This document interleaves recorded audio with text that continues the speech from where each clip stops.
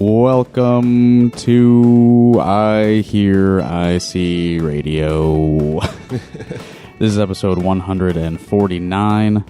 And if you're listening to this the day it comes out, today is the 8th anniversary of iHearIC Radio. October 22nd of, that would have been 2017. Mm-hmm. That's 8 years ago. Yeah. It was the first day I went into KRUI and talked into a microphone completely alone and played some files off of a computer. And I think the audio of that, I still have the recording available to listen to, but I think that there was like a weird noise gate on the recorder, so like my words are like all choppy, and the beginning of everything I said is missing. So it's delightfully lo-fi. Yeah, broken recording, but it's still out there if you really want to delve into my radio history. Heck yeah. But as has been tradition since 2018, we have our special anniversary guest, my iHearIC anniversary party partner. That's the word I was going to say. Either one works. Mr. Party Man himself, Duroje Gwamna. That's the level up sound from Pokemon. Yeah, level 8, man. I can't believe it's been 8 years. Yeah, I know. It's been crazy. It's been an eventful 8 years, but I still feel like pretty much the same person. I don't feel like I've progressed much or like become a better person or anything like that. I think honestly, I think you've definitely been a better person, I think. Okay. I like to think so. No, don't discount yourself. But no, as far as like the tessitura of your voice, that still stayed the same. You know what I mean? My tessitura is intact. Yes. Yeah. Don't tell RFK that. He might have something to say about that. Oh, that's a good... I'm sorry. Speaking of people's voices, do you think you could do an RFK Jr. impression? I think I could do an RFK, yes. It's actually better than I expected. Yeah, I've actually had a lot of practice on that. It's the vocal fry, and you know what I mean. It works really well if you wake up in the morning, you know, and you have a lot of phlegm and just false facts that are in your mind. Yeah, you know? yeah. I'm sorry. Are you a big fan of that guy? Oh yeah, he's the best. Absolutely. Instead of the Bible, I just read what he has to say. You know, it's fantastic reading. Honestly, I've always tried to keep my trans fat, intake low, and red dye 40. Yeah. But my son has a lot to say about that. He loves that kind of stuff. So I'm sure, I think all of his favorite treats they're full of those artificial dyes. Absolutely. No, my son has a healthy, balanced diet. No, Sarah would listen to this and we'll have some words, but no, yeah. I think by principle, Tunde and RFK would have a lot to disagree about. Oh yeah. Yeah. But no, I'm kidding. But yeah, is Tunde like a very like nutritionally sort of health focused young man? I would think so. Absolutely. Yeah. I think he goes in the fridge and like he pulls out the celery. He pulls out, all of the things, that Miss Rachel herself would probably recommend. Okay. Yeah. He very much is that type of guy. No, it's Cheetos, man. Oh. Cheetos and pancakes. I was believing you. No, not playing. No, yeah, he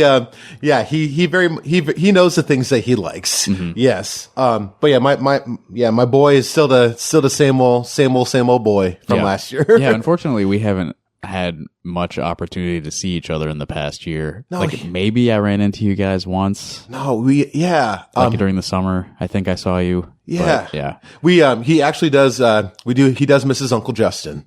So yeah, we need to rectify that, actually. Yeah. Honestly. Maybe I could come to your family's Christmas or something. You should. Yeah, exactly. Yeah, show up with that red dye 40, for Christmas. Just a bottle full of this is the good stuff. Yeah. It's just the dye. Yeah. That'll make for an interesting afternoon. None of that unhealthy sugar or anything like that. We get a knock from Mr. Grovelly Voice himself. What you liked about this the most was the color, right? Not the taste or anything, but you just like that it's red. Actually, it's funny because he insists that my favorite color is red for some arbitrary reason. He's like, oh, yeah? He's like, your favorite color is red. I'm like, it actually is not. No, you're a blue guy, I bet. Yes. Okay. Blue, turquoise, green. Mm-hmm, mm-hmm. I feel like you're like a green guy. I don't know. I don't really care for green too much. Look at the mics here. I'm very much a purple yellow guy. Purple yellow? Okay. Yeah. Okay. That makes sense. I guess yellow's not that far from green. Yeah. all the colors are basically the same. Yeah, basically at some point, yeah. It's all part of the same visual spectrum. I was going to ask, you're wearing a Dr. Carson. Are you talking about the Ben Carson? Yeah. This is a shirt that Ashley got me at like a flea market as a joke, and I thought it'd be funny to wear it for you when you came over today. Oh, I'm really glad that you bought that. Yeah, because I was thinking about, wait a minute, did our Dr. Carson from Co. actually run for president? Yeah. Because it doesn't. Shout out to him. The shirt doesn't say Ben anywhere. It just says Dr. Carson. It really does. Which is, of course, the name of our college band director. Do you have a good Ben Carson imitation? I don't know. I haven't actually listened to him talk in a long time, but he had a very sort of like it's very even like tone. Downbeat. Yeah, very much like you kind of have to have a little bit, and there's a bit of a highness to it, a little bit of a highness to but it. Very calm. Very calm. And I really think that the kids should stay away from McDonald's and true and right information. And I don't know, just very like, I don't know. I just think Planned Parenthood shouldn't exist, and that's just what. I just don't. I'm not sure about the rights for women and anything like that. Yeah, women just aren't as smart as men, and I know because I've been inside a lot of brains. It's okay. Maybe I've seen the insides. Yeah, you just kind of had to cook into it. I think the next time we do this, I'm almost doing like Michael Jackson. Like he. Yeah, it's like a little bit calmer Michael Jackson. Oh, that's rough, but so true. We can, I think down the road, like during today, we should, one of us should be RFK, one of us should be Ben Carson. Yeah, is Ben Carson like in the government now? I don't think he's part of the current I don't think he's actually administration. crazy enough, which is crazy He to was say. like part of HUD, I think, during the first Trump administration. Just because of his blackness, right? Yeah, which is ironic. Black people need houses. You know what to do. You know what to do, exactly. You know about about the projects. As a matter of fact, I do. And like, yeah, so they just threw him in there. It's crazy work. Yeah, well, yeah, I figured that, since he was a black man who ran for president, you, are, of course, are a black man as well. I thought you maybe liked him. Clearly, exactly. Right? Yeah, I know a little bit about Ben Carson just from that nature. Exactly. Yeah. Well, this show, iHearIC Radio, is about music. Duroje's a musician. He's got a trombone with him. Something like that, You're yeah. a composer. You write music. We have a lot in common. I play instruments and write music as well. And we like to, when we get together once a year, we like to listen to some tracks that we've written. And I'm trying to impress you with what I've selected today. I was actually going to ask, I'm hoping, I know it's your show, but good segue, I would say. What has tripped your trigger? What have you been, what have your exploits been looking like lately? Yeah. So, okay, maybe I'll start with this then. I've been getting into plastic tubing. Ooh, so tell. Okay. Like brass and woodwind instruments are basically just like metal tubes. Oh yeah, absolutely. And like longer tubes make lower notes, right? Yes. So actually, back when we were in college, I found in a practice room just like a 6-inch piece of plastic tubing. Really? Don't know where it came from, but I was just like, all right, this is mine now. All right. And then, but it fits perfectly. It's like the interior of the tube is like a 1/2 inch. Okay. Right? And that fits very like I think it's interior, like the hole is 1/2 inch, and then like exterior, the full circumference of the tube is 5/8 of an inch, something like that. Okay. And that an alto saxophone mouthpiece fits perfectly around the outside of that. Oh, nice. And then if you like force it and stretch it a little bit, the other end will go around the neck of an alto sax. Ooh, so basically sick. Something that I was experimenting with like years and years ago, just adding a little bit of tubing to an alto sax totally messes up the like physics of the whole thing. Of like, the input, right. Yeah, it's not just like a perfect like, oh, this is like a step lower than it was. It's like everything's completely out of whack. Wow. Just like nothing's in tune anymore. Just like low. It was completely just bastardized, like the integrity of like what Adolphe Saxon had in mind. Yeah. It just throws it all off. And interesting. So I played a show Monday, just a few days ago, a benefit show for my friend Sam Hammond, who Okay. They got meningitis from West Nile virus. Stop, It's like really? total freak occurrence. Oh my God. Like apparently probably a mosquito. just I would gave imagine, my friend yeah. like a spine disease. Good Lord. Yeah, lots of hospital bills. So, we put on a show. I didn't book the show. Like a but I benefit played. for our friend? Yeah, trying to raise some money, helping Sam out. And, right on. I was like, what am I going to do for this? And I've been thinking about the tube thing. And I was like, you know what? What if I got more tube? So, Perfect. so on the way to the show, I stopped at a hardware store and I bought 10 feet of plastic tubing. Right on. So I've experimented with 6 inches. Now I've got like a whole coil. Nice. Adding 10 feet of tubing. And I can play an excerpt for you from that performance. Interesting. And before I play it, so it's me playing alto saxophone with extra tubing. And then I also had some radios set up in the room for people to play with. This was like an audience participation type of set, Okay. And then I had a QR code taped to the wall. Nice. That brought people to a page on my website that had a bunch of like MP3s of drum loops that they could play on their phone speakers as well. Oh, okay. So there's like a bunch of background noise. Mm-hmm. Just explain. Like people weren't being rude. I asked them. You asked them to. Okay, right. Nice. This is open source, baby. Yeah. All right. Let me play a few minutes of this set for you. Let's do it. Listen for weird too low saxophone. Question for you. Yeah. Is this like is this fixed tubing, or would it be like variable? Kind of like where you can adjust the length at will, or is it like a fixed like length tube? It's fixed. It's just cool. like, I spent $6 on 10 feet of plastic tube. Nice. And Okay. That's just what it is. All right. Awesome. Let's go. All right.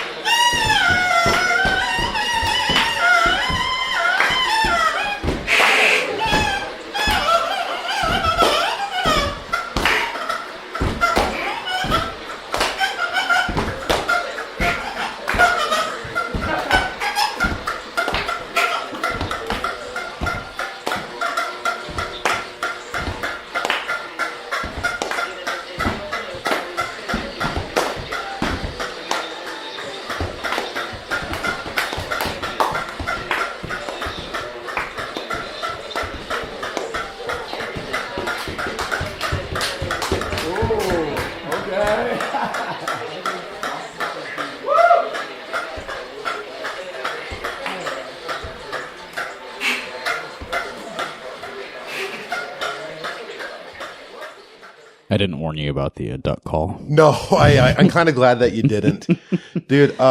That when you hear the first thing I think about when I hear that when I hear about that duck call, I think about Wayne Shorter. Oh yeah. You know what I'm talking about with the soprano sax. I mean, on a completely different paradigm, Yeah, but especially with like hearing them play in with Weather Report. Actually, Yeah. I feel like honestly, it just sounds like just something like, you know, you can just hear like a simple of that. You know, you can low-key hear that in like a Weather Report song. You know what I mean? Just like the in the improvisatory kind of element of that. Sure, You know what I mean? yeah. But like, I also like the subtonic-y kind of stuff you got going on there too, you know? Yeah. Where Yeah. I just feel like if you just threw in like, it just sounds like, you know, me like messing around if I'm like playing something from like our DAWs or, you know, like Reason or whatever. If they don't know what a DAW is, you know, it's like a digital audio workstation. Just playing with like some crazy like LFO kind of stuff. Yeah. You know what I like mean? super low. Yeah. Yeah. Yeah. Can you imagine if you just like hooked that up into like just like some effects? Mm-hmm. I mean, that was like the first thing I thought about, just like how just wonky that would even be. Yeah. Yeah. I thought that like, it just also got me to think too, like when you when you do like these type of things, do you allow yourself to get into like that headspace where anything is possible, like in this magic space that you've created? Like, you know, like, you know what I mean? Like, how do you get to that spot? Yeah. I guess mentally, you know, where like whatever happens and allowing people in your space to contribute to that. Mm-hmm. Like, do you, is it like something that is like kind of, without trying to sound so esoteric or whatever, or arcane, like, is this something that you kind of, sanitize, or like that you kind of help like prepare the space for people to allow to participate in what you're trying to do? Yeah, that's a good question. So, I mean, You know what I mean? Yeah, part of it comes from just like years of putting myself into potentially uncomfortable like musical scenarios where like, you know, I don't prepare anything. I'm just like, I'm going to play this instrument on this stage for this amount of time. Yeah. And just like figure it out. And, you know, like just jumping in with no plan and like accepting that, you know, not everyone is going to like it. And I might not even like what results, but just like, yeah, sort of getting past that hurdle, which can be very difficult.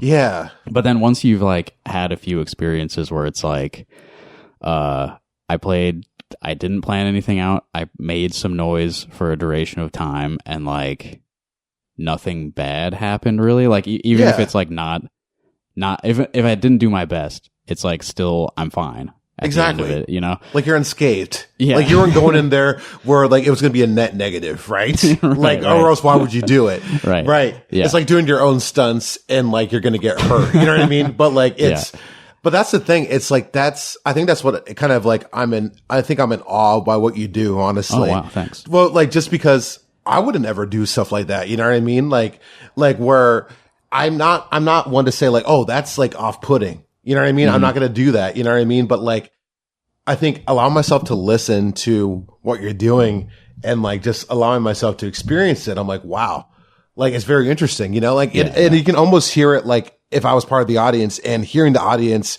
reacted real time, you know, like near the end, you're like, oh, okay. Yeah, that was actually really nice to have You know what I mean? like on record that, you know, people in the audience were like, oh, cool. And like, when I pulled my mouthpiece out and just played like the high note and people were like, yeah. That's what I'm saying. Oh, I'm like, man, this is like great. you could, like you didn't, like you weren't eliciting that response. Yeah. I'm like, okay, like, you know, like that's that's what I'm saying. Like how, that's something that's not taught. You know what I mean? Like it just happened. You know what I mean? Yeah. And I feel, and I think, and I think that might be so last week, so I'm in a couple bands. I'm in a reggae band called Reggae Rapids, and I'm in a No Doubt cover band, Faux Doubt, right? Yeah. And we had a performance last week, and it was great. You know, it was fun playing with, you know, Faux Doubt and whatnot. Me personally, I felt like I could have done better. You know what I mean? But it's one of those things where it's like music that, you know, we've been practicing and whatnot. And like, you know, you play your part, yada, yada. Yeah. You're not like improvising. No. I mean, right? there's a couple tunes, right? There's like one song or whatever that like I have like a little ditty or whatever. You got like a short solo. Exactly. But like everything else, right? It's like we do the thing, you know, and we try and rock out or whatever. But it's like, you all at the same time, it's like, you know, I think trying to, you know, me personally trying to like buy in to like the trying to match that energy level or whatever. You know what I mean? Like I think it's a little bit different, you know, like when you're playing a concert or whatever, where everything's kind of like the music's like out there. Yeah, you know, you're playing executing, Mm-hmm. not to call it formulaic, you know, like it could be anything. It could be like a concert band. It could be anything where there's a program. Yeah. Right. Where, you know, and I could catch some flack for this, but it's like, I think that's one thing where Careful. Yeah.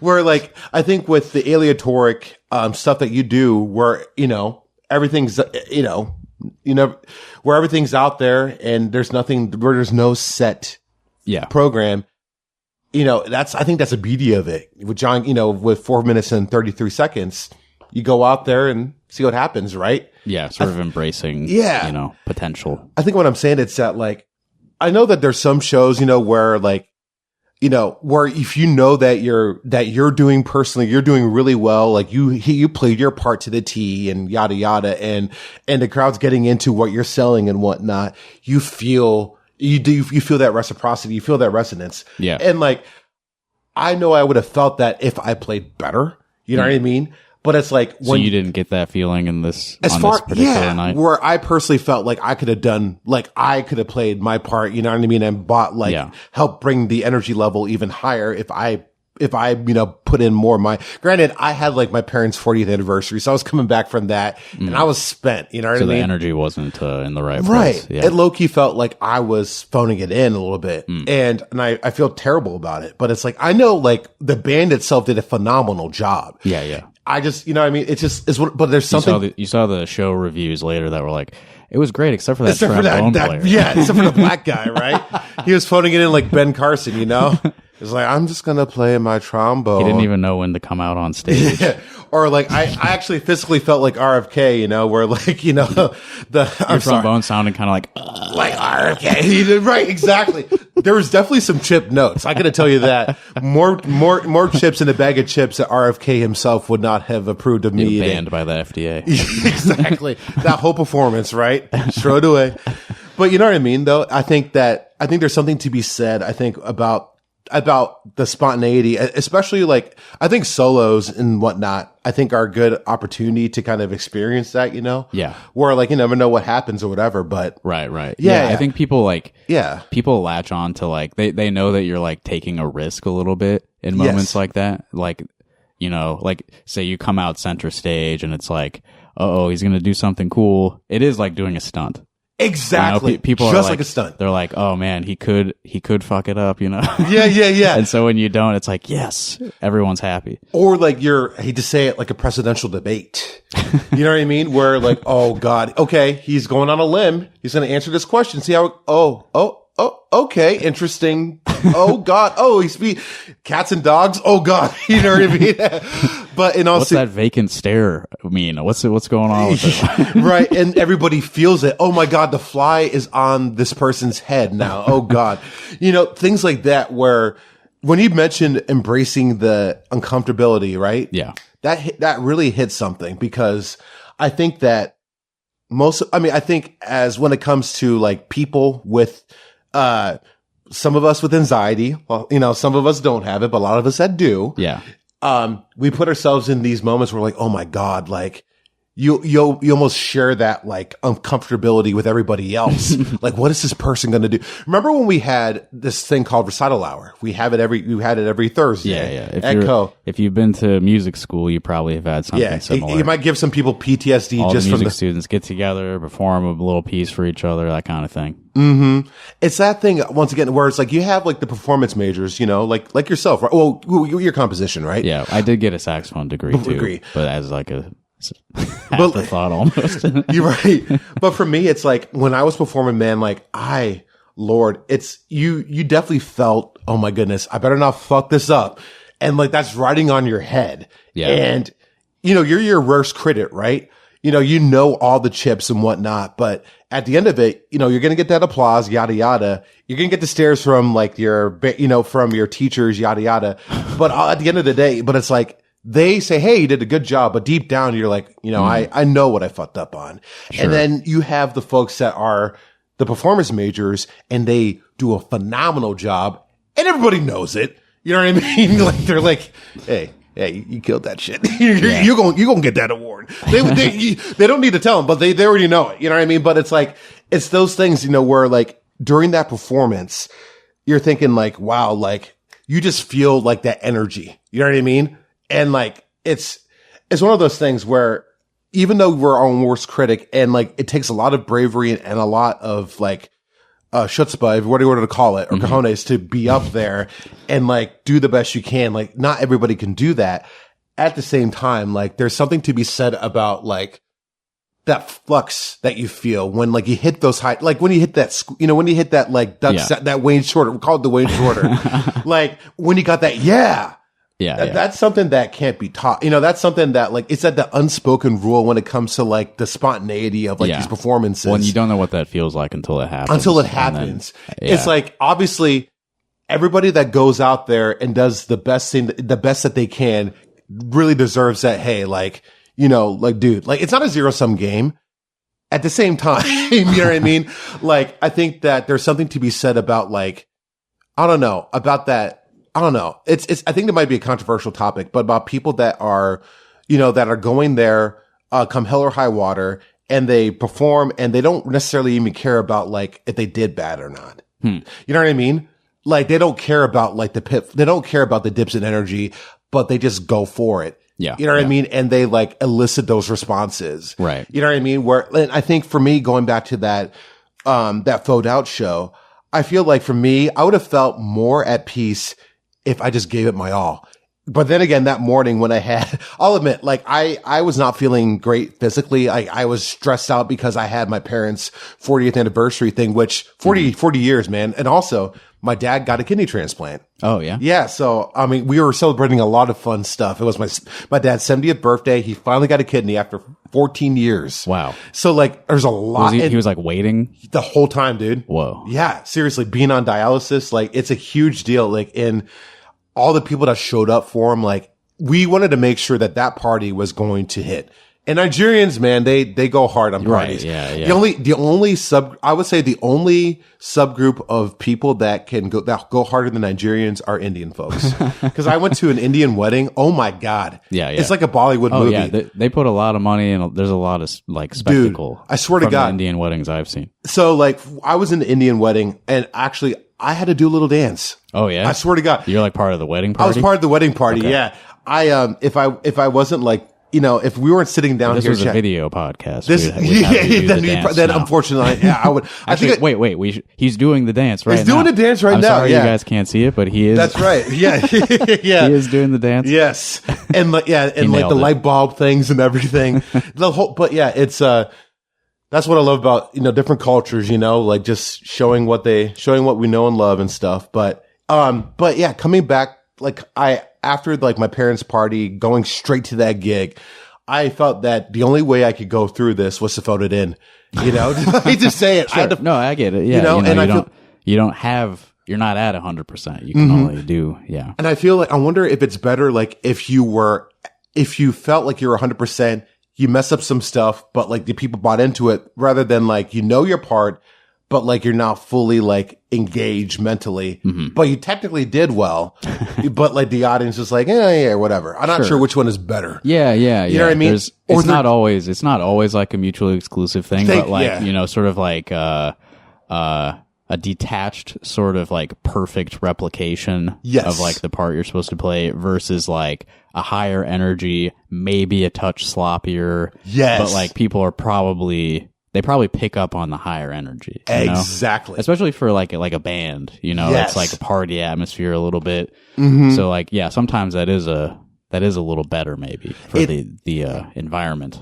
Exactly. Yeah. And that's what I've learned, I think, ever since. So with both of us having our concert band roots or jazz band, I think jazz band might be the closest where we kind of felt that spontaneity, of course, with solos and whatnot, right? There's a bit of a structure. There's a bit of spontaneity. Yeah. Structure. Thank you. Structure, spontaneity. Yeah. Exactly. The structure is what I have so much trouble with. Yes. I needed to escape the fence. I think you and I both kind of are like kind of the yin and yang, where like I could use more spontaneity. You know what I mean? Yeah. Not to say that you need more structure, but I feel like for me, it's like, I think as a musician or even as a composer, I think I need to be in those spaces where I need to rely on, not necessarily rely, but just be comfortable with being uncomfortable. You try to do you like keep yourself in a box a little bit? Sometimes, man. And it's funny because whenever I try to write stuff, Justin, I feel like I'm either, the page is just so open where like, when someone's like, I don't know who cooks, you or Ashley, but go with me, where it's like, hey, Ashley be like, hey, Justin, cook something. Yeah. I'm like, she knows to not expect, exactly. I'd rather you like, honestly, just give me some parameters on what to cook, right? Oh yeah, sure. You know what I mean? That's yeah. where I'm going with it. Yeah. But it's like, if me and Sarah, like, hey, where are we going to eat? And unless Sarah's like, hey, give me like these free things, it's probably going to be something that she ain't going to like, because I'm going to go towards the stuff that I know that I like, because like I don't have like, there's no like template that I'm going off of. Yeah. Unless it's something that's in my own mind that I like gravitate towards. Like I'm going towards like, it kind of feels like it's not really like an open book. It just kind of feels like it's the illusion of choice. Does that make sense? Yeah. I've heard like back know. when I was in school, like I've heard a comparison between like musical composition and sculpture, where like if you think about that blank page that you started with as like just a big block of granite. Yes. And like if you just start chipping away without having like any idea of like what your goal is, like shifting this block of granite into like a very well thought out, nicely sculpted statue or whatever. Yes. Like it can be very daunting to like even get started. Yeah. So that's I don't know. The creative process is hard. Yeah, you're right. It is hard. I think picking up the chisel and picking up the mallet or what have you, and hauling that granite to where, to your workspace. Right.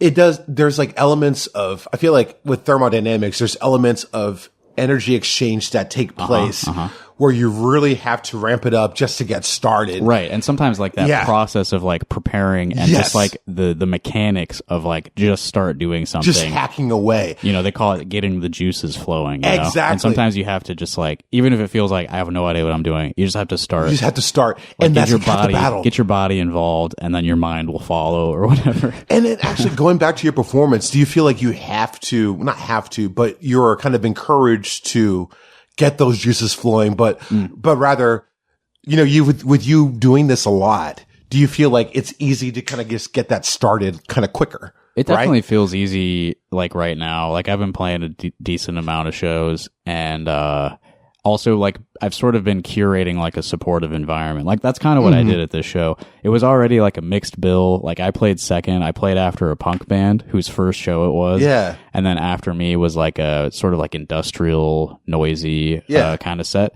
So I was in between those. So it was a very funny like whiplash almost between like the volume and like the I guess it's mostly volume because like I wasn't super different from the noise set, but yeah, and then like getting people involved themselves, I feel like helped them engage more with something that's like maybe not as approachable as just like a short song with like a guy yelling with into a guy yelling it. And that's the thing. And I think just the fact that you're able to elicit and to encourage that, I think that really that would help me a lot. Yeah, I think if I were you in your shoes, like, hey, buy what I'm selling, please. You know what I mean? Yeah. And like that would, I think what I'm doing is pretty weird. So if you want to like, if you want to like chip in a little bit in this way, you want to chip in that $5? No, but no, for real. I think that's why I'm in awe by that. It's not just, a man screaming into the void or whatever you want to call it. You're getting that buy-in. You know, you're being shameless about it, which is awesome. You know what I mean? And like, I think that's cool. Knowing that you're able to kind of get into that mode, like kind of right away. Cause like, I think for me, even in something that's structured as Reggae Rapids or Faux Out or playing in a concert band, I still feel like as I think I get used to how structured those, those paradigms are, that you're just used to just kind of putting on the suit or putting on, just like assuming that everything is just going to fall into place. And you're just going to play what you play, and even more so with concert band, the music's like right there. You're looking at it, you're playing it, and you're just going to work yourself up to that gradually. But rather, I think I don't know. I think what I do appreciate though about kind of like with us getting out of the more structured elements of being in concert band or jazz band, but into like Gabe's, or getting into Trumpet Blossom or going into these venues where people, buy tickets and get drinks and they get rowdy and they get, I think that allows for that freedom. I think, and I'm very thankful for us to be in those spaces. For real, yeah. You know what I mean? And I think, and this is kind of a shout out to everybody that's kind of in those circles, whether it's Iowa City, Cedar Rapids, the people that we gotten to know, that I think that have been very instrumental, no pun intended, into getting us, especially, I think honestly for both of us, finding whatever our niches are, you know? Yeah. But I think as far as composition, I feel like I still have a ways to go where, for what I'm writing, it's mostly concert band. Yep. At least that's kind of the niche I want. And we'll play an example soon. That'd be awesome. Yeah. But I still feel that, that creative, I don't even call it conundrum, but that creative, like that question still like comes up, that quandary comes as far as how to get to that spot where for me, that just, for us as composers, that, block of granite is going to be opening Sibelius or pen to paper and how to crack into it. Yeah. And it's like, but when I'm thinking about what I'm writing for concert band, cause that's what I'm focusing my attention on. It's a little bit, ironically, it's me focusing on something that's structured. I'm writing music that's going to be for mostly high school folks or folks in a structured setting, and granted, I could write whatever the hell I want. I could write in like some Alien Torque stuff. I could write in, I could write, I haven't been having a hard time identifying exactly what I would write, but I would know that that's the trouble. Exactly. You know what I mean? It's like I could go to the store and order, get whatever ingredients I want, but I always go towards like the basics. It's like, how do I mix it up, but like at the same time honor, some of like the not like, here's the thing, because writing for concert band, there are some known unspoken constraints. Right. Yeah. Like, for instance, I think we've talked about this before. You know what I mean? You don't want to have like a trombone playing like ridiculous stuff, like in a stratosphere. You don't want to have an oboe go, like low. I mean, like little like things like that. Yeah. There's like physical reality. Thank you. Physical realities. Right. And at the same time, there's nothing stopping you from doing that, from breaking those rules. But it's like, as far as getting at the end, everyone's going to be into that. And nobody was going to be in for that. And band directors are ultimately going to be the ones that will help realize those things. Yeah. Will they get what you're going for, or will they see that and be like, this guy has no idea what he's doing? Right. Exactly. And that's a crazy, and granted, this is the dance that like I wanted to start dancing because I've always loved playing that kind of stuff. And, there's something about writing for that particular medium that gets me going just because it kind of speaks to my musical language, the very much like the hopeful, the overall sound of concert band where it could be as loud as you want it to be. It could be as poignant as you want it to be. Yeah. There's a lot of variance to it. And especially I hate to say it, but as a black man in this medium, like there's definitely a lot of room for that, especially when you have like a lot of like grown white dudes that have kind of propagated that space, that space, and yeah, it's a lot of, guys who got a job in the 70s. Oh yeah, exactly. And like that's not going away anytime soon. So there's definitely a need for, you're trying to diversify the palette a little bit. And even then, and rightfully so. And like, there's a lot of POC that are starting to make they're making some, starting to make their names into this space, and which is really nice, really cool to see. Something that I got started when I was in middle school and whatnot. And like, I'm seeing people there that look like me and yada, yada. Right. Not to get into that whole stump speech, people that look like me represent, you know what I mean? What is this DEI stuff? DEI stuff, right. Very soon, Trump's like, I don't like how this sounds. It's too woke. Yeah. Can you imagine?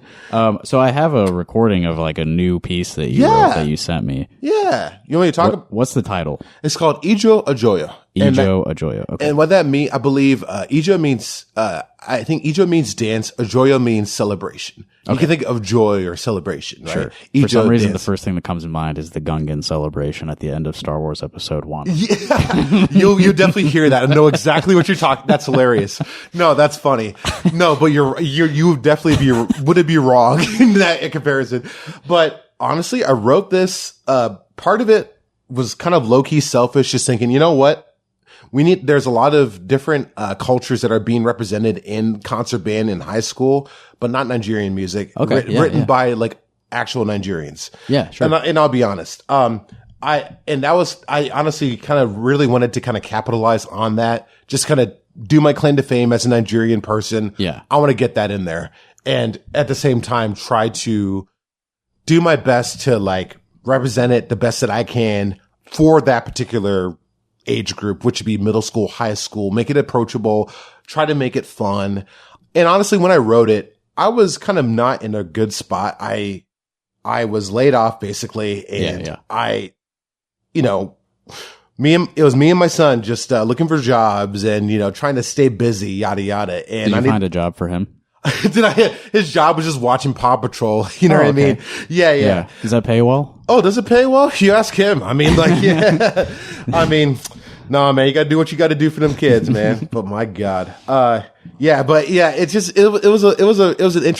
was an interesting time just where I had to really, oh no, man, it was rough, but like, so you wrote this like joyous celebration piece while you yourself didn't have a whole lot to be joyful about. Yeah, no, thank you. Yeah, just to kind of thank you for helping me encapsulate that. I mean, with January 20th happening, with like, the fall of man, what do you want to call it? But in all seriousness though, like, I think one thing I would mention with Nigerian culture, I think what I appreciate about it is that we tend to laugh in the face of bullshit. Despite hell, even with my parents going through what they went through with the whole kidney stuff, they always found a reason to laugh and to be joyful. Nigerians are obnoxiously loud and proud people, and I love it. So is that just like a sort of like an impervious like joy? Yes. Or is it spiteful laughter? That is hilarious. You mentioned that spiteful. I never thought about it that way. I definitely the former. Okay. I think we can definitely actually, and it's funny you say that. So are you familiar with Fela Kuti? Fellow Kuti? Fella, like, like fella. Yeah. Hey fella. And then Kuti, Kuti. Uh-huh. So he was a Nigerian trailblazer of the style of music called Afrobeat. Yes. So he was the one that started it back in the 70s. While you had James Brown here in America, you had Fela Kuti that was happening in Nigeria. And he was very much about power to the people. He was basically like the Huey Newton of West African music. Nice. Very funky, basically he's taken all these West African rhythms. He's taken all of this stuff, fusing it with like, Western funk, jazz and stuff like that. It's super saxophone heavy. He basically started this Afrobeat thing, where so, and that's something I wanted to introduce within that piece with the claves and whatnot. So you hear a little bit of that. Cool. It's very subtle. There's not like, down with the system, there isn't like someone the conductor has a mic and can you imagine a bunch of reverb and delay. Yeah. He'll sound like RFK, Oh yeah, I forgot. I was gonna say. So your dad got a new kidney. Does he know much about the person whose kidney it used to be? I don't think he has, and unfortunately, I don't know if he will. I think that might be. I think that person could have had autism or something, and your dad might catch it. Yeah, man, that's right, yeah. And that would really suck because the Tylenol, could really affect that. Did they give him any painkillers when he got the new kidney? Yeah, he's definitely SOL, and there's a lot to say about that. But yeah, I think he's on. I think he's on some other things besides Tylenol. So thank goodness. But anyway, there's some Nigerian musical elements within the piece that people can listen for, like that beat that you just were doing. Any other like elements people should try to hone in on? Honestly, yeah. So the saxophones definitely are definitely. Cause I would bring up the saxophones because with Afrobeat, it's very, very brass heavy. Yeah. Saxophones, trumpets, not necessarily trombones, but definitely like bari sax. But yeah, the percussion, there's bongo, bongos, I believe, and claves are the main one. And then there's an instrument called the shekere, which is very similar to like a shaker. Mm-hmm. Or if you don't, if you go to a recipe, it's like, oh, well, if you don't have this, lemon juice will do, white man. You know what I mean? If you don't have this ingredient, I suppose you can dig in your pantry. No, so the shekere is like a Try salt. Yeah. So like this, it's like a gourd, like a gourd shaker with like this interwoven like bead lattice over this thing that you could use. And that's, I believe, I'll plug this later, but there's like this African festival I want to talk about, down the road. But, it's this huge gourd like shaker that you could use that, like I was telling you, where it's that shaking is happening on the downbeat.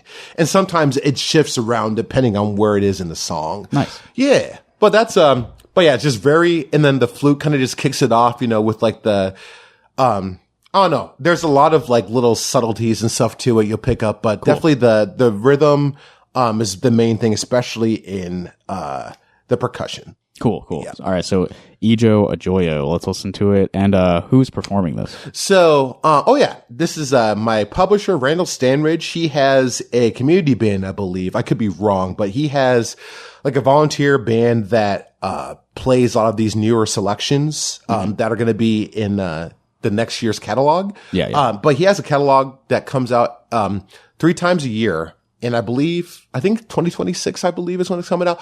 But yeah, he records all of his stuff that will go to like the different like publishers and whatnot for all these songs. Yeah. So yeah, I think this is the same band that we heard, last year performing one of your pieces. So yes, sir. Welcome back to the Stanridge Community Band. SCB.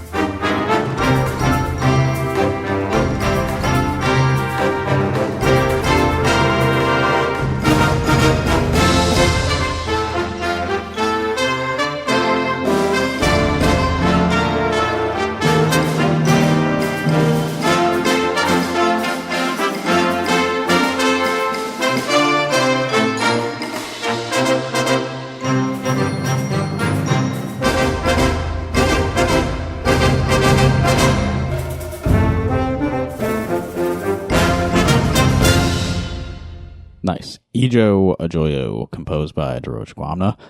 and very, very cool trombone scoops in there. Yeah, I thought you picked up. I should have told you about that. Yeah. But Bub, actually, I will give my wife credit for, she's like, hey, you should probably put those in there. Yeah. Really? Yeah. Actually, anytime that I'm really, really fortunate that I'm able to finally believe in myself and get this stuff published. So I want to thank Randall Stanbridge. Like I'm accepting an award. My God, Jesus. But Sarah has a lot to do with. Play the music. His speech is way too long. Just get the shepherd's son. Jesus Christ. But I will give Sarah like credit a lot just because, just little finishing touches here and there. And I think she just knows, she thinks of things from a very objective approach when it comes to the stuff that I put out or whatever, just like, hey, just get that or just throw in like a little here and there. So that's cool. She's not really like a musician, right? She played a little bit. She played trumpet for a couple years. Yeah. Didn't have the best band director, unfortunately. And which sucks because like sometimes that's all it takes just to kill that momentum. But no, she'll tell you, like, the thing that, I will razz her for this, but one of the things she does that just irritates me. So, like, I love her to death, but like, I'll write something. She's like, hey, you like that piece that I wrote? I'm like, dude, I wrote that. She's like, you like the piece, Ijo Ojo, that I wrote for concert band, grade 2.5? She'll do that just to get him under my skin, and I love it. Yeah, I mean, I only said that she's not as experienced. Right. Like, gives her a different perspective, so it's cool. Exactly. She weighs in. That's great. What I love about, with Ashley, cause, so like you guys met, did you guys meet, cause you guys both played saxophone? Yeah. Yeah. Mm-hmm. Was it through the alto saxophone connection? I mean, not to dig into your personal life now. Well, you were there. Yeah, I was there. That is true. Yeah, I mean, that's, long concert band rehearsals. We're in the same section, both playing alto sax. So, and the rest is history. Definitely got to know each other a little better because of that. Yeah. Mm-hmm. Yeah. I just love you guys I think there's a picture where you guys shared like the same, like, I think the neck strap. I don't know I'm looking around to see if I can find it or whatever. Oh, that's, it's from like a pit orchestra we played. That's what it was. Yeah. We hooked our neck straps together. Was it a company? Was it a company that we did together? I think it was that one. Yeah. Yeah. That was I heard, so I teach at a community college, local community college, and I heard one of the students singing a song from Company. Stop, and I was like, really? oh, hey. Oh, hey. I know that one. I know that one. In comes that was an interesting show, wasn't it? Oh yeah. Speaking of spending a lot of time doing something. Yeah. Oh my God, for real. Yeah, theater stuff is very involved. I'll say, how's it been at the old Kirkwood, man, teaching there? It's great. Yeah, awesome. It's good. It's a good environment for me. Different, much different from like a research institution. It's like. These are students here to learn a thing. And I teach them the thing. You teach them the thing. Yeah. And you're getting them to actually practice and do the thing. Well, right? I'm not responsible for their like lessons. So like that's up to the up to the applied faculty. The applied. I test their knowledge of music and I try to encourage them to care about it. Yes. And remember the key signatures and stuff like that. Mm-hmm. It's good. I got out a soprano sax. I saw you got for a you to see. Yeah. That is, I'll say, is that we got there? Yamaha. This is some weird brand. It says Max Tone on it. Max Tone. Oh, nice. I don't know what it is, but I got it off of somebody on Facebook Marketplace. Oh, stop! No kidding. Real cheap, so I wasn't too worried about. They probably didn't know, but because saxophones are like way more expensive than trombones. Nice, dude. Heck yeah. I don't really practice on it, so I'm not necessarily the authority, the best soprano saxophonist, but you can bend those notes really good. Oh, believe it, little bendy boy. Nice. So a sort of long-term project that I want to work on is like, I like improvising with people. Mm-hmm. I like collective improvisation, and I would like to complete an album of 99 different improvised duets. Ooh, very short. Very short. To all fit on one album, they have to be like an average of, I believe it's 42 seconds. Okay. So I was wondering, Duroje, if while we're here, if you wouldn't mind getting your trombone out, and you and I could maybe do a couple takes of like a short improvised duet. Absolutely. And maybe it'll end up on the album. Would you, so are we doing like, are we doing 100%? Do you want, Are we throwing a seed in there? That seed could be anything. You could say jollof rice because we just listened to Nigerian music. You could say yellow. You could say yellow microphone. Whatever you want. Yeah. It doesn't have to be anything like this. Has to be in C major. God, Sure. no. Yeah. You throw in a seed or anything. That would be my only. Is that how you operate when it's? I think so. I will take it because like I think it's safe to say I'm on the spectrum. So like I think that's frankly the way I operate. So that gets That's all oh, yeah. entering. Oh yeah, there's a knock on the door. Yeah, It's me. You know what it is. Stop taking the damn Tylenol.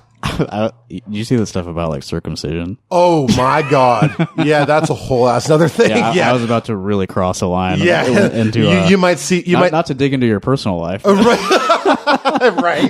That has nothing to do with music, Justin. Yeah, you'll definitely hear me. I'll be back for Rock Hard Caucus. No pun intended. Yeah. Okay, so it's a seed. Yeah. What about just like the concept of a kidney? Since we talked about your Ooh, I father's like new that. kidney. Yeah, the concept of a kidney. I wonder if that gives you any like I think so. musical motivation. I might need to turn the gain down on your mic a little bit because unless you want to play like try to be real quiet kidneys. Oh yeah, that's right. How would a kidney operate? Yeah. Yeah. Actually, okay, I'm good. Yeah. Okay. All right.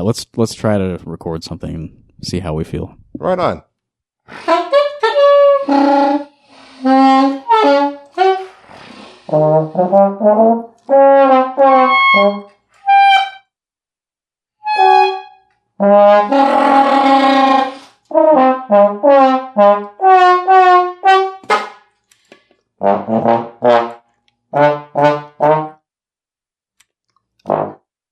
Cool. I wasn't timing us, but that felt about right. Okay, nice.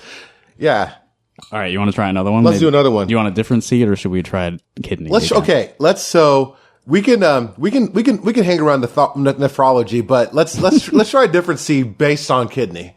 Okay. If you got kidney on the brain, what's the next logical thing that comes after kidney? And it can't be piss. It could be, or it could be stone. Yeah, stones. Ooh, I like stone. Stone sounds good. Yeah. Stone sounds good. Stones are cool. It's an interesting thing where like our bodies grow like foreign We objects. are actually exactly. I guess they're not even foreign objects because your body made it. They're actually, right? they're organic. Yeah. That's true. Your oh my body God. like produces something that hurts you. In our case, like, See? It's not good, man. all right.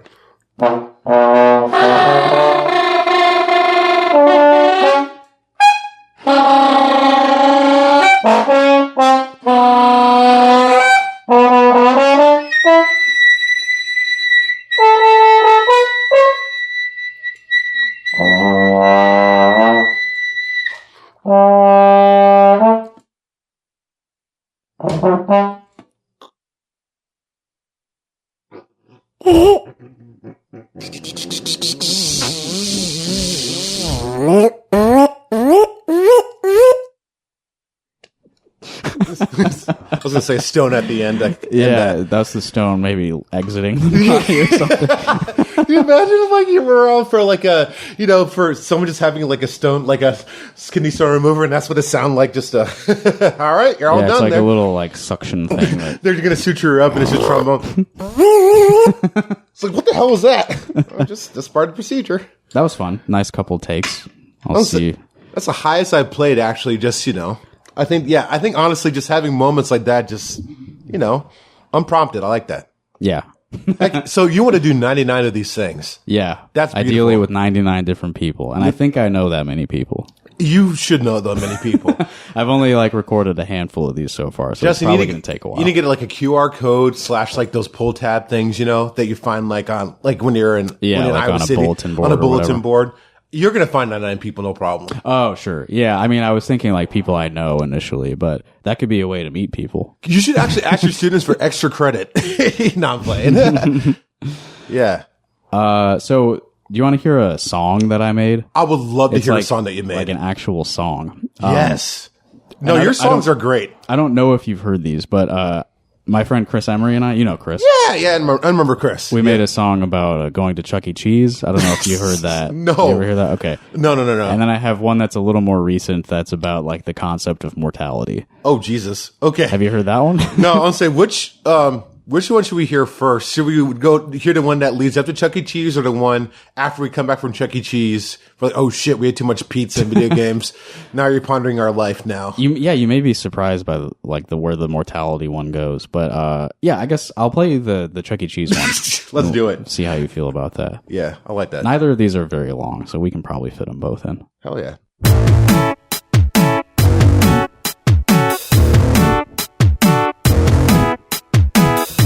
Believe we're going to Chuck E. Cheese. Oh yeah, oh yeah. The band still got a crowd to please. After all these years, I feel the tokens warm my palm. Anticipation can't keep calm. Dads love to grab a slice of Roni. Moms know you can't beat the price. Moni. Animatronics sway with grace. Don't gaze too deeply at Pasquale's face. Ski ballers line up for fame. Bullseye, baby. Little kids stick to low-ticket games like Buzzy Bee.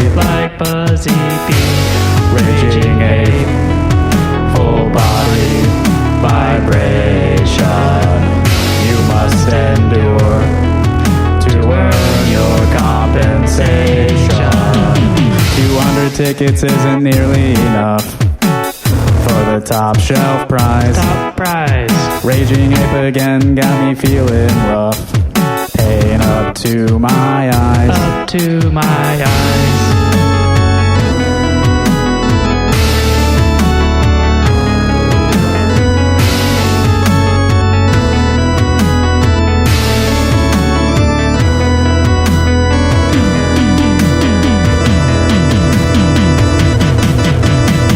My body's shaking.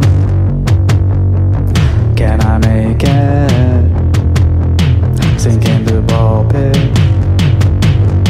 shrouded in darkness.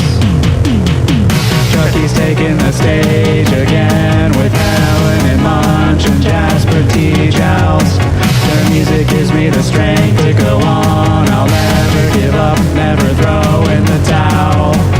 Standing tall at the feet of the primate god. One last sweaty token. Will I ever earn my righteousness, or will my body end up broken? Oh Lord, I need this win. Your primal spirit's moving through me. And if I ever doubted you, I come to you in recompense. I'll gladly pay my damages in hell.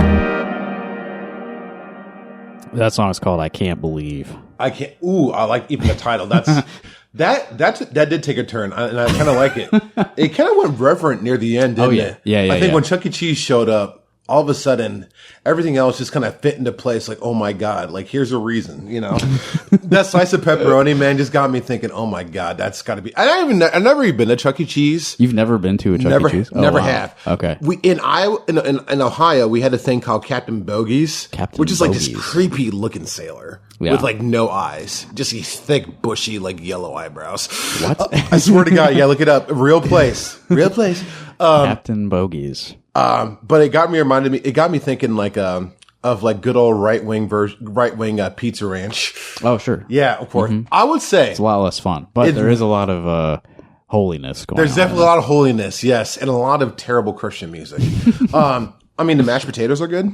But I don't know if I want bigoted mashed potatoes though. Sure. It's not worth it. Yeah. But no, I like it. Every time we talk, every time we just hang out or whatever, I just get regular show just comes to mind. You know what I mean? Interesting. Just vibes, but especially that song just remind me of like a regular show, montage. You know what I'm talking about? Sure, yeah. Yeah. I haven't seen a ton of that show, but yeah, I get what you're going for. I think you would really appreciate regular show. Yeah, I liked what I saw like back when it was airing. I sort of I like shows like that where it sort of feels like nothing exists outside of what's on the screen. Oh, absolutely. You know what I mean? Yeah. Oh, it's sort of like you reach the boundary of like their known world and there's just blankness. And there's blankness. Oh, and they let like you, the feeling of that. And they let you know, trust me. Yeah. It's, and when things get really off the rails, like, oh God, but it's like, it fits within like their paradigm. Like there's a damn like talking gumball machine, for God's sake. He's like their boss, right? His name's Benson. And, it's just, well, I have a thing with anthropomorphic food. I'm not sure if we ever mentioned this last year. Or years past, but I don't recall that. But like VeggieTales, for instance, I had this conversation with someone about VeggieTales. I've been thinking a lot about VeggieTales lately, actually. The idea of like just like a hopping like cucumber, you know, and a tomato, like dude, like if you only knew that there are people out in the world that want to slice you and eat you, you know what I mean? Yeah. And like you're just talking about Jesus, like it just rubs me a certain way. Yeah, you there's a darkness to the world that these vegetables don't know about, it might challenge their faith. Could you imagine, like, if Miss Rachel showed up, it's like, "Hi, friends!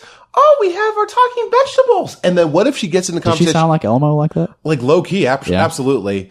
She kind of sounds like just take the opposite of the tenor and the tessitura of our friend Robert F. Kennedy. Sure, Miss Rachel is the opposite of RFK in many ways, in every single way. Yeah. But if you take her to the known universe called of VeggieTales, what if she gets in conversation like, you know, you should eat your fruits and veggies? That's a wrap. Seriously, you know what I mean? All of a sudden, over. Yeah, and then your it would lead. Cast is decimated, and like it leads to your song about mortality. You know what I mean? Yeah. And then Bob Tomato's like, we need to cut to commercial break here, Larry. What do you say? You know, and like boom, that's a wrap because because they're vegetables. But like at the same time, you know, they're talking to you. Like, I don't know. Anything with, that's why I can't watch Ren and Stimpy because they had anthropomorphic food there the whole time too. Just like powdered toast, man. Are you kidding me? Your head is a piece of toast. Yeah.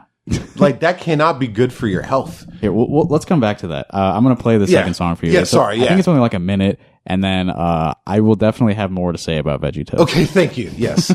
Yeah.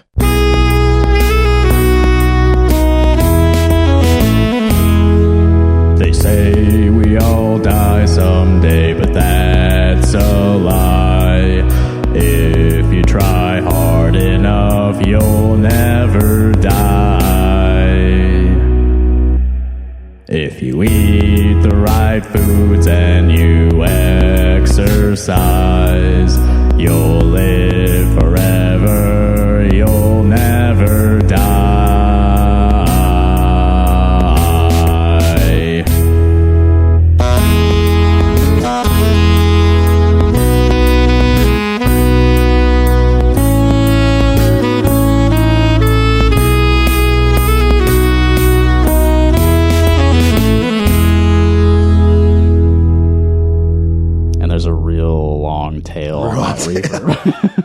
Dude, it's like, wow. Like, that is fate that we were just talking about. Oh, my God. That's hilarious. Yeah, and that song is some health advice as well.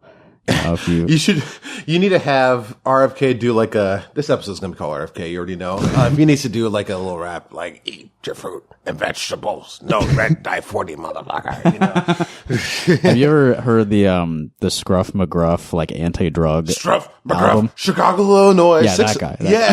Yeah. There's like a tape that they released probably in the 80s where he's like singing about various types of drugs and how they're bad. Like different types? Yeah, like there's a song about crack and cocaine. There's a song about inhalants.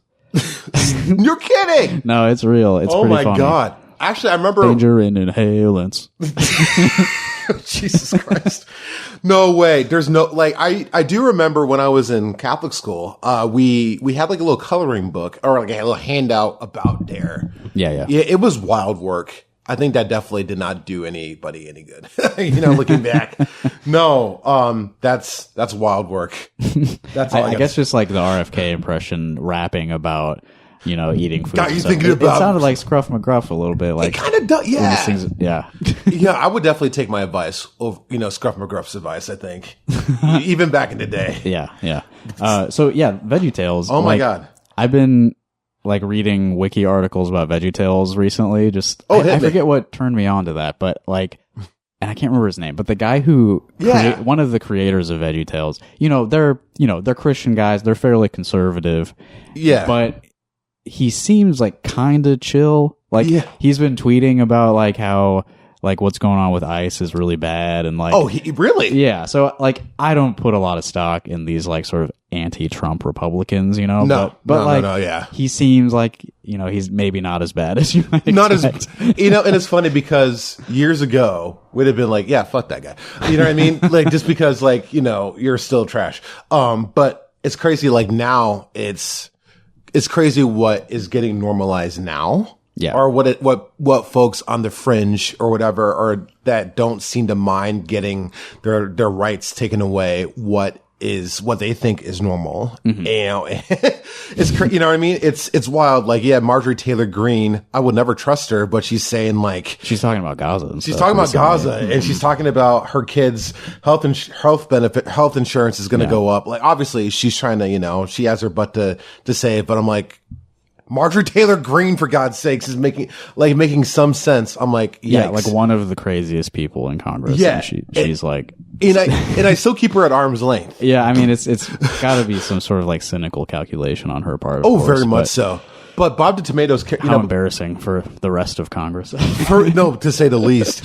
But I actually heard, but going back to Bob Tomatoes, I've heard actually he is actually kind of a cool dude. Yeah. Given like, the genesis of VeggieTales and, being like holier than thou type things. I remembered why I was looking into VeggieTales. Yeah, a little yeah, bit. About I think it was the Daily Wire, that like Ben Shapiro media thing. Oh yeah, great guy. They posted something about like comparing today's children's shows with the past, and it was it was like some Netflix thing where there's like a dyed hair or non-binary character or something. Oh yeah. And then they were comparing that with Bob and Larry and how wholesome that is. And like, first of all, it's kind of demented. Like, of course, Talking Vegetables telling you about the Bible is like really strange. But also, I found an example of cross-dressing in VeggieTales. Let's go. Yeah, right. Exactly. Well, our cross-dressing is wholesome because it's supposed to be tongue-in-cheek. Right. But Mr.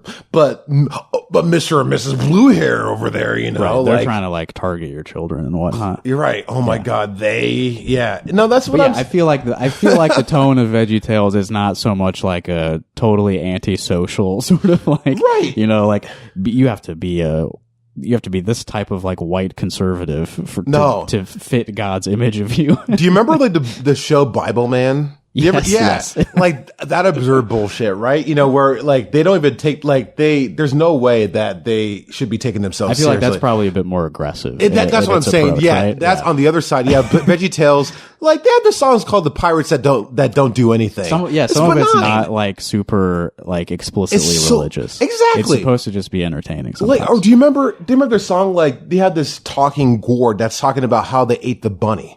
Like, are you kidding me? Like, that's not going to give children nightmares?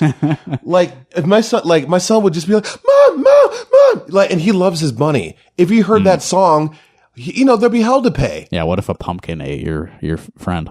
Right. Or Mr. Lunt eating a damn cheeseburger. You know what I mean? And we're talking about I anthropomorphic think it was food. Mr. Lunt who cross-dressed. I think that's what I saw. I would not put it past him. He's having a ballad about a cheeseburger, like a vegetable talking about, like, come on now. Like, yeah, there's no way, like food chain is inverse. is completely inverse. God bless him. Did you ever, okay, so growing up, I went to church and stuff, and I believed in this stuff, but I had a sort of understanding, even at a young age, that like Christian media is like cheesy and worse than like the secular stuff I can see on TV. Oh, absolutely. Right? And I remember being pleasantly surprised by VeggieTales and being like, oh, this is actually like kind of funny. I like this. Yeah, you dip into a pool. It's like, it's actually, the pool's kind of warm. And it's like, you know what I mean? It's not like, just like, for instance, like Bible Man, for God's sakes. Yeah. Actually, no, you're right. It's like, this is something that like especially back in our WWJD, like, like back when like, that was like a benign thing or whatever, or even controversial back in the day. Like looking back, it's like whatever. Once that came out, it's like it's fine. You know what I mean? Like it was like cool to like talk about. It wasn't like crazy, but like I remember when I was in like the jokes are actually kind of. They land like exactly. It's actually entertaining. For now children. You definitely had friends in school that are like VeggieTales. Oh, what the hell are you doing? You know what I mean? Well, like you're not cool. Not something that I would have like right exactly talked about much. No, like you would keep that amongst like your circle where it was cool to like VeggieTales. But don't get me wrong. There's some people that are like, dude, what the fuck are you doing? Yeah, the threshold of cool is a lot different. It's a lot different exactly. But now it's like fuck yeah, VeggieTales. You know what I mean? Like then again, you got kids. Now we're adults. We don't have to worry. But like, dude, like when I was in we can't be bullied now. No, God, no. I remember like I went to Catholic school and like we had actually even then, like shortly after Catholic school, I remember when I was at Co, like I think I went to like one of those crazy, you know, one of like those churches, right? Or whatever. And like a non-denominational church. Non-denominational. That's what your hand motion looks like. Yeah, when you're doing the hand, when it like evolves from like standing and then like when it evolves from sitting, standing, kneeling to like whole body aerobics and like weeping children and like, you know, and weeping adults and like PowerPoints, you know what I mean?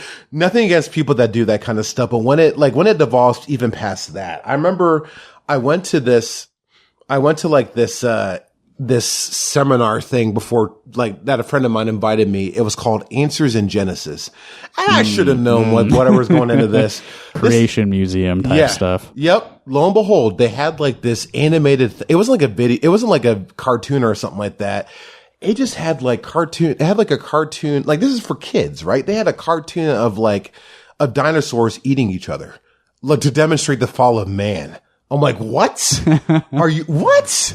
Like, I feel like those, you know, like the folks that are diehard into that stuff, like, yeah, we got some media for them and they'll show like Cain killing Abel. You know what I mean? Like stuff like that where like even back in hardcore stuff. Yeah. I remember when I was growing up even where they had like videos of like, you know, stuff that happened in like the Old Testament or whatever. They're talking about Joseph and like remember like there was like a story about like where Joseph was like talking about the dreams or whatever. They're talking about what the dreams mean, like the baker, like where the baker would have like had 3 days to live or something like that or whatever. They talked about, you know. Well, Joseph is a story where his brothers try to kill him. Exactly. Right. Because they're jealous of his jacket. And they're talking about like the Old Testament, like, oh, like these are fun little stories. No, dude, like God just yeeted like half the population, you know. Life they was didn't brutal. He didn't hop in the boat. You know what I'm saying? And like You're not part of my family. You're not part of everyone else can just fuck off, you know? And like Sarah and I were talking about it, like parts of the Bible. I'm like, dude, this is yikes. Yeah, yeah. You know what I mean? So like, it's funny because like looking back, like, dude, like you don't want some of this shit animated. You know what I mean? Like you really don't. Well, I have a vivid memory. Like this is probably, you know what I mean? Probably part of what set me on the path of like becoming an apostate. Like, I remember being like 5 or 6 in Sunday school and like, a Sunday school teacher like describing the crucifixion to this group of children, and I can remember thinking about like what that would feel like to have a nail through my hand, both hands, and like I was like imagining the pain just of like, that, and it was like I can't think about anything else. I'm totally overwhelmed by like imagining what that would look and feel like, and I'm like again like a 5 or 6 year old. So I look back on that now and it's like, that is an insane thing to like push off in your mind. You are a 5-year-old. This is like a torturous execution.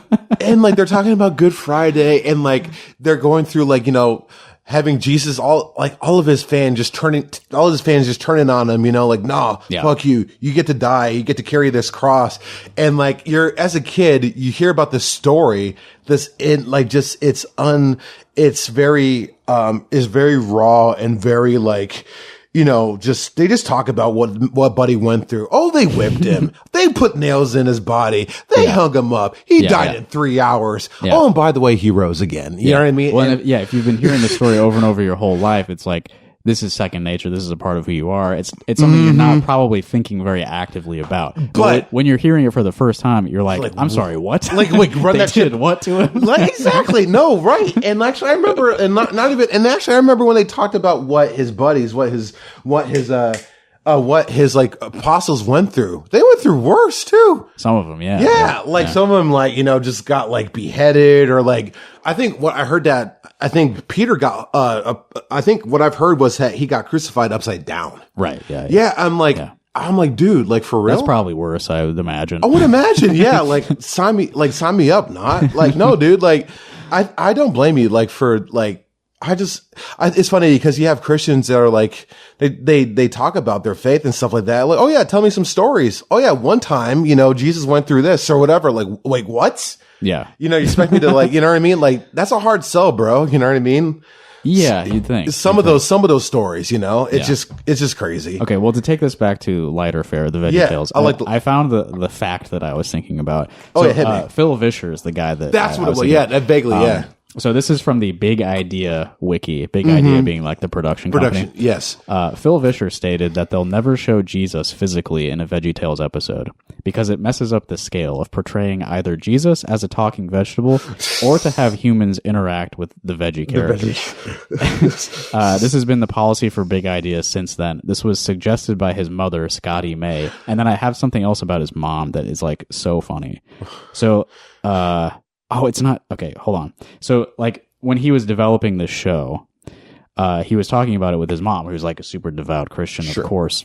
And she had like a couple of guidelines for him and this show he was trying to make. This sort of like, you know, it's a wholesome show about talking vegetables, but it's going to be a little bit irreverent in the humor and whatnot, you know? Yeah. And so, yeah, this is it. I'm reading from Relevant Magazine here. One of the rules she had for her son making this fun little vegetable cartoon is none of the vegetables can be shown to have a redemptive relationship with God. That was one of her rules for him. So she didn't want Jesus himself to be portrayed as a vegetable. And I kind of get that. That does feel sacrilegious and blasphemous. But I guess this is also sacrilegious and blasphemous. But even having the thought enter your head, like, please do not imply with your vegetable cartoon that the vegetables themselves can have a redemptive relationship with God. That is very right.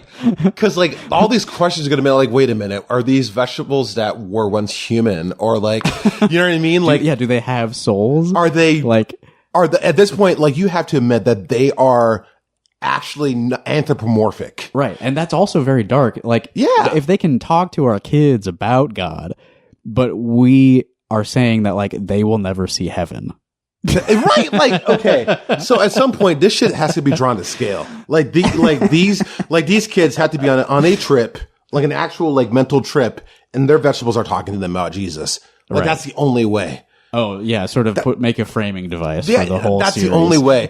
They're going to have to, honestly, if Phil Vischer's, right, is going to redo this show, yeah, he's going to have to go to a farmer's market or whatever. Kind of like, he's going to have to go, like, you know, Mr. Rogers, like, hey, kids, this is Phil Vischer's or whatever. And then, like, he can turn into a cartoon. And then, like, what we'll have to do is, like, he'll just zoom into the produce and boom, there's Bob Tomato. You know what I mean? Or something. Sure. You know, yeah, I think that they considered a live action movie, and I think it would have been kind of like that. I feel like it's the only way. Yeah. If these vegetables have no way to go to heaven, right?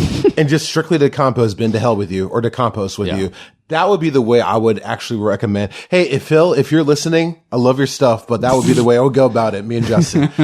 No, that's we're happy to, like, help you develop the new series. I think that you're, like, in sort of an off period from what I've been reading. I don't think there's an active VeggieTales program right now, but if you want to get the ball rolling again, we've got some ideas. Hey, bring them. I don't know. I can't imagine. I'm sorry. Like, I don't know if this is true or not, but I can't imagine your mother is probably still with us, right? Because I think you're a fairly old guy. Yeah. So mom's not looking over your shoulder anymore. I think it's time to allow the vegetables to have a redemptive relationship with God. I think the RFK could definitely use that as well. Yeah. You know what I mean? I honestly, we should make it so that, like, if we're going to have state sanctioned media anyway, we might as well get VeggieTales up on there anyway. Before WhiteHouse.gov/veggies. The far left media, you know, wants us to, you know. PragerU presents. No. I think that he's not that kind of guy, though, is what I'm saying. I don't think he's like a PragerU type guy. No, God, no. Yeah. No, but no, I love that segue. You know, I love that little interlude when it came to VeggieTales. That I needed that actually. Yeah, it's fun to think about those guys, Bob and Larry. Our old friends. Well, we've been going for about an hour and a half. I think we've done a good anniversary episode. I think we did. Listened to some fun music, got into some interesting territory, played a couple duets together. Those duet, I love that idea though, Justin. Like we make just a bunch of duets. A good way, I think, just to get people out of even if they revel into like the idea of like spontaneity and comfort or whatever, but getting people that otherwise that don't, that feel like, oh, I've never done this stuff. Oh yeah. It's fun. Yeah. You know what I mean? Yeah, for sure. How are you going to celebrate, my guy?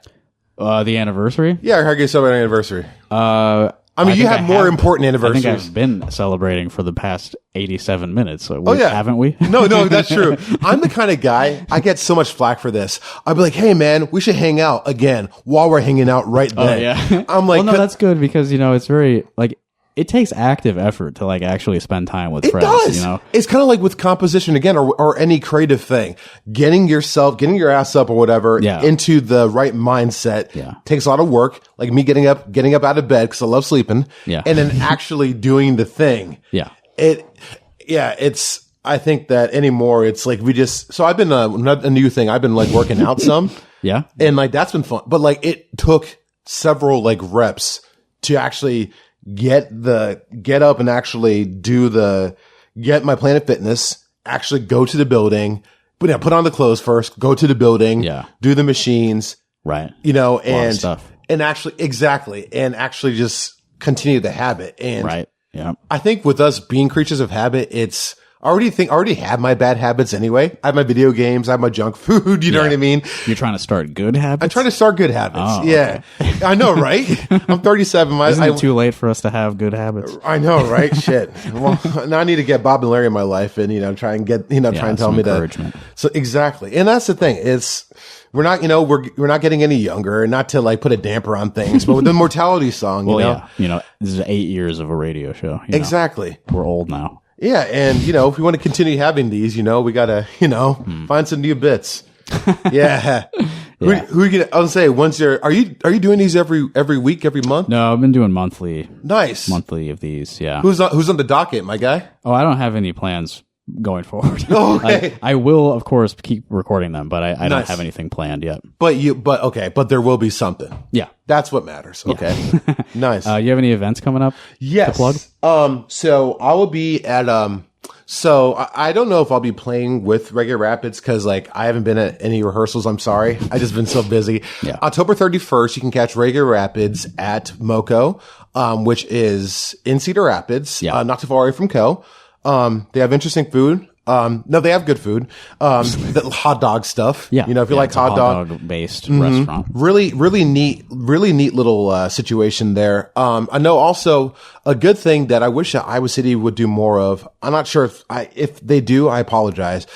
So every month there's like a jam that's happening at MoCo. Beginning every first Thursday of the month, they have I know a guy, his name's Hank Wolter. He does like these jams. And he's been doing it for several years. It's been a good way to get people that otherwise, people that have been doing it for a while in the area, but otherwise new faces that want to go out there and just put their name in the hat and play with the house band or improvise or whatever. Yeah. Like that's a good venue to do that. I don't know if Iowa City's got something like that. There is an open jam on Tuesday nights at Gabe's. It's not okay. Like they take breaks sometimes, so it's not every single Tuesday of the year. But if that's something that you are looking for in Iowa City, Gabe's Tuesday nights has an open jam. Yeah, but it'd be cool to. I think to close it out, I feel like it's nice doing these things, you and I, Justin, just because even though we know each other, it's good to kind of foster and and stabilize like those connections, you know what I mean, and like also find ways to like try and grow others and and help find ways to inspire, whatever you want to call it. I know it sounds like trite, but I think that's the only way for me. It's like just to the interface with people was through this kind of stuff, to be honest. Yeah, absolutely. Because I feel like otherwise I'll just sit in my room playing Pokemon, eating junk food. Oh yeah. You know? Yeah. I have very lazy tendencies, so keeping up audio program series like this helps me to Hell yeah. motivate myself to keep doing stuff. Heck yeah. Yeah. But no, I'm all about, and I still play with the Cold College Concert Band and trying to do what I can to get a chance to know some of the new, the students, and I know a couple of folks that are in composition that that really want to do that kind of stuff after it, and try and show them what else is out there. And it really is about community, especially anymore where we can all use all the help we can get. So yeah, be nice to each other. Be nice, for God's sakes. Yeah. Don't be RFK. I have a couple of shows that I would like people to know about going forward. November 10th. Okay, I'm not playing at the show, but I helped book it. November 10th at Close House in Iowa City, Public Space 1 Mansion. May and the Ladies and Basal Jones. It might be Basil Jones. I'm sorry, I didn't look into how you're supposed to say that. I'm sorry. But yeah, they're coming down from Minneapolis playing a show with a couple of locals, Bree Senior and Bird Labs. November 10th. That'll be fun. And November 22nd, Wombat. One night only, because Carlos has to fly in from the Pacific Northwest. So we're not able to play together that often. But November 22nd, Trumpet Blossom, Wombat is playing, as well as Dan Padley and Gabby Vanek, two of our friends. Do you know if Jason, is he with Wombat? I can't remember. No. Wombat is me, Carlos Catallo Solaris on the guitar, and Will Yeager on the bass. Well, yeah, that's it. Okay. Jason's out in Indianapolis still. Gotcha. Which, also makes it hard to play together. That you don't say yes. When people leave and go far away. Away. What the thunk it's. Yeah. Well, this has been a lot of fun. Yes, sir. I'm going to play another track to close things out. This was an improvised set involving a keyboard and a radio and some effects that I played for the Refocus Film Festival at Film Scene last weekend on the 12th. So I'm going to play that, and I'm going to go to the bathroom, but you can stay and listen to it if you like. Right on. Okay, sounds good. Thanks for listening, everybody. We'll see you next time.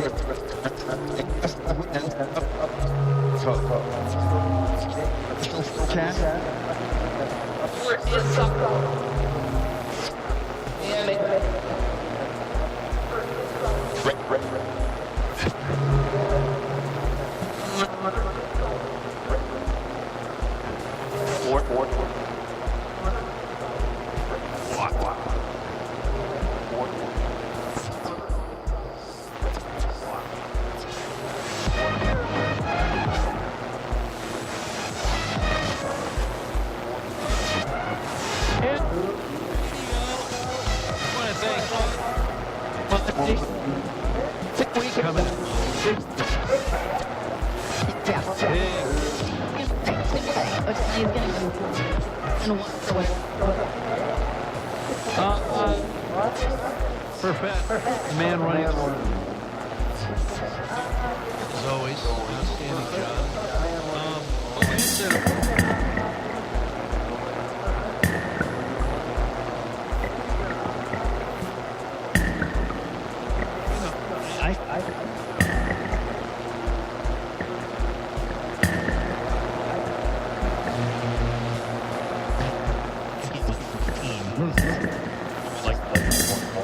kind of read